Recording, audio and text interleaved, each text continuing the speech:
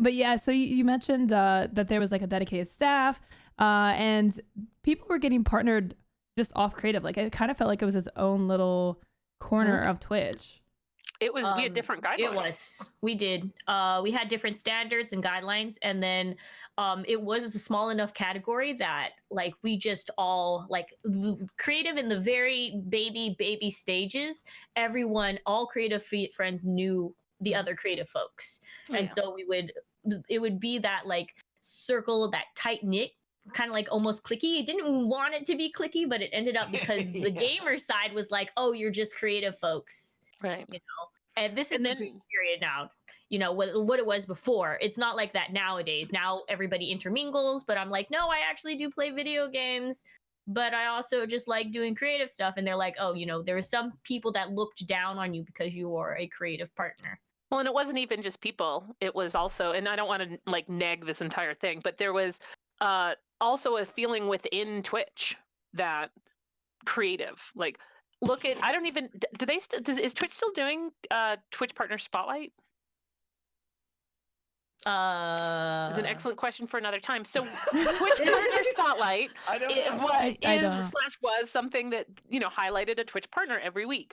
I think there's been 2 creative partners, and to the point where when I asked about it, excuse me, the first time I like heard about it, I was like, okay, how do I get on that list?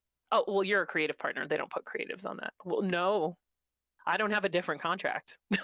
Right. And so there was a lot of things, and like we'd hear, oh, well, you didn't get partnered at the same numbers. Okay, well, not all of us did, but some of us did. Some of us got partnered at like I was never told there were different numbers, and I know some people were, and it's not a knock on anyone at all. But there was an inconsistent application because you had a category you were trying to grow. And you wanted to have partners representing that category. So I was the first one who was sewing on Twitch with any kind of regularity. I had an audience, but it, you know, it was Bonsai woodworking. Like she had numbers, but she still was also the first like person who was sewing. People who were the first in their category and had a measurable audience almost definitely got partnered. Yeah. And it was an interesting thing to see because it also attracted gaming streamers who weren't yet partnered, who would start doing creative for a couple of weeks, get partnered, and then never create again. Oh, wow. So that created also a lot of, it was difficult to identify the category because sometimes it would be like that I thought that person was a creative streamer and they're not. And it added a whole level of like, I hate to use the click word, but there was okay, well, is this a real creative streamer?